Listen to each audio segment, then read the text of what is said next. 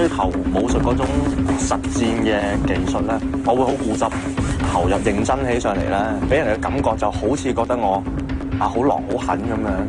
咁你見到對方我受咗傷啦，甚至乎自己受傷都好啦。譬如流血，你見到自己流血，你唔係驚，第一個反應係開心，想繼續打落去。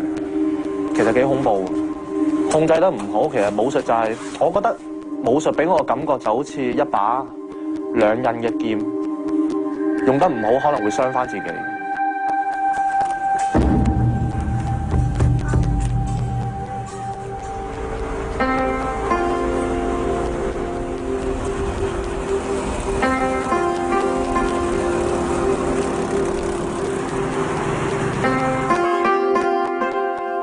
今次嚟武當山其實最緊要都係想跟一啲道長可以學一啲最正宗嘅武當派嘅功夫啦。咁同埋除咗拳腳之外，最想學嘅當然係武當劍法啦，因為武當劍非常之出名。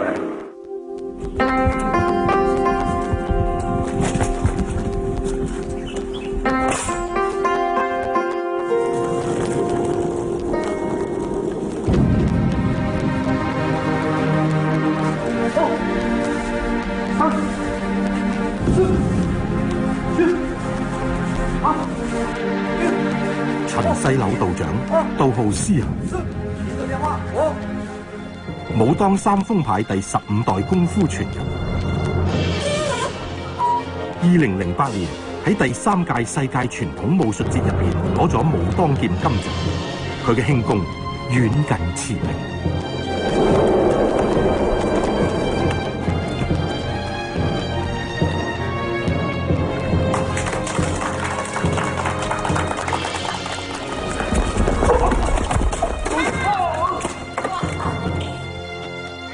神乎其技，咁啊！之前見到呢啲咁嘅輕功咧，都係喺電影啊或者武俠小說見到。今次一嚟到獅行館就見到，咁我覺得非常之犀利。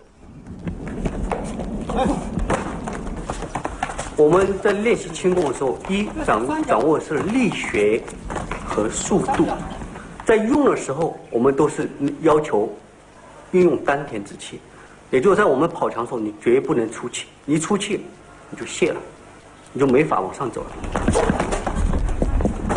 但係我又覺得其實要練呢一種輕功咧，即係並非一朝一夕可以練成，應該都要揼好多年嘅時間先至得。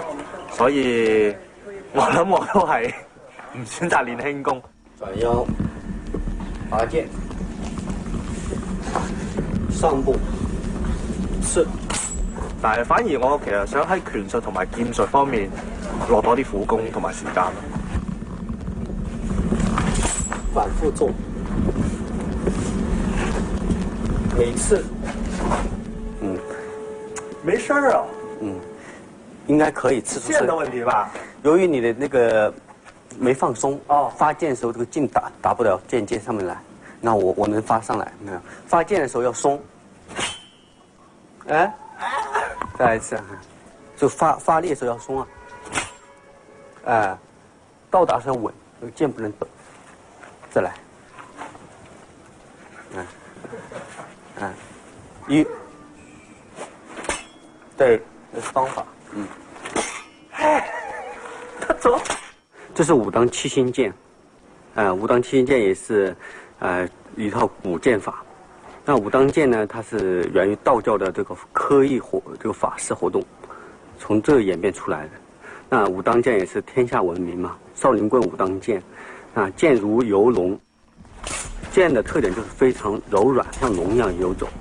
它柔是隨身的，人劍合一，最高境界就是人劍合一了。哦。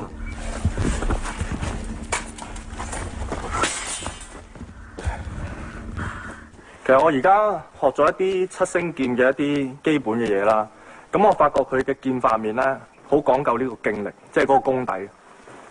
換言之，即係話，譬如頭先一啲譬如刺劍，佢一定要刺出聲，咁先至可以 feel 到我哋啲勁力咧，由呢個腳、腰、膊頭、手踭、手腕傳到去劍尖。係啊，我之前咧未學嗰陣時咧，最多咁樣，啲力停頓晒喺個身度。但係經過道長頭先指點咧，刺劍呢一下咧，係可以將啲勁力傳到去劍尖嗰度，呢下犀利。同埋撩劍，我而家初步啦，我學完之後，我發覺如果真係要同人對陣嘅話咧，嗰個取勝嘅地方關鍵係反而喺個步法嗰度，因為佢撩劍佢唔係就咁定喺度撩啊，佢一定要配合埋步法，一路行一路撩咁樣先得。